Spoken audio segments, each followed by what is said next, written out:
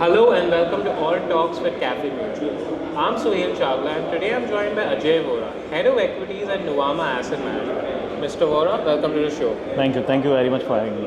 And how are you liking the Cafemutual event? No, I think it's going fantastic, and I think you guys are doing a great job in terms of educating the investors, creating awareness about the whole alternative space, which I think is very important at this point of time.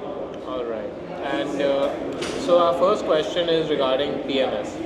So I want to ask you, there have been a lot of PMS strategies over the years.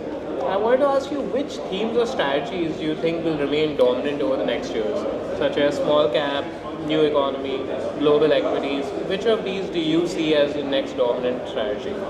Yeah, so actually, if you look at the whole PMS segment, it is always historically, if you look at it, well known for the the stock picking capability of the fund manager, and it is more a bottoms up kind of an approach on a PMS strategy, and therefore I think that these kind of strategies will always be dominated by themes where the growth rate is significantly higher than the market growth rate.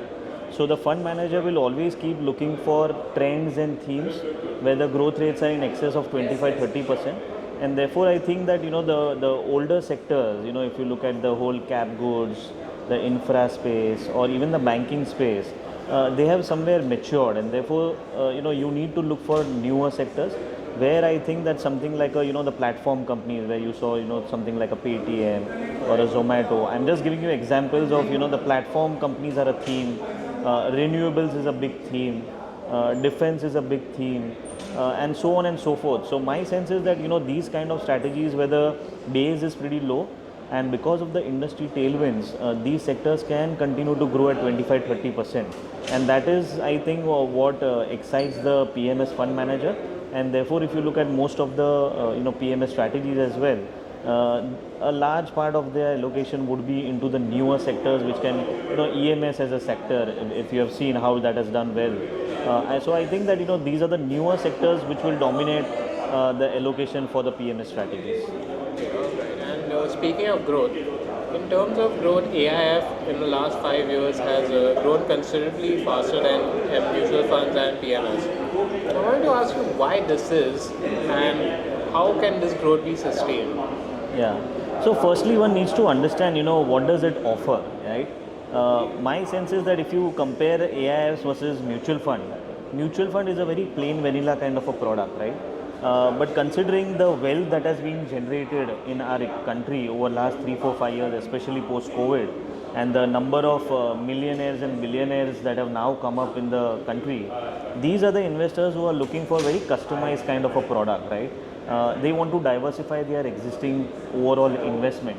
So if you look at within AIFs you have CAT2, which gives you access to the entire private market, which is a very large part of the economy right now, and then you have CAT3, which gives you access to listed equities, but with that you have access to the derivatives part of the market, which is very important in terms of your hedging and lot many other things.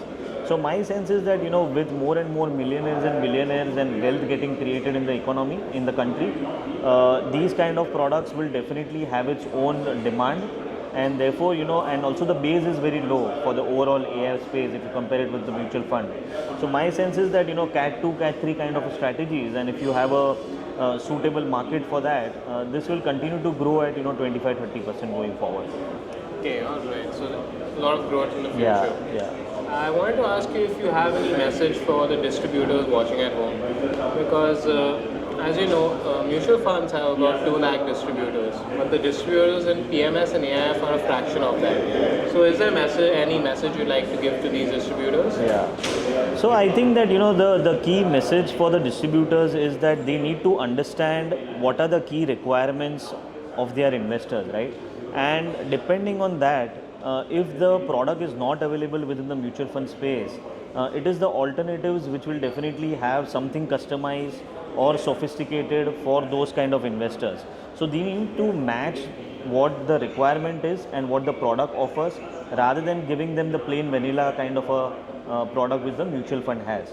So both will have its own space, but as individuals are seeing a significant acceleration in their wealth, you will require sophisticated and customized product, and that is where the distributors need to educate them, or I would say first educate themselves about these kind of alternative products. Okay then. Well, that's all the questions I had. I'd Thank like you, to Sohail. thank Thank you you very for much. joining us on this Thank you. session of All Talks.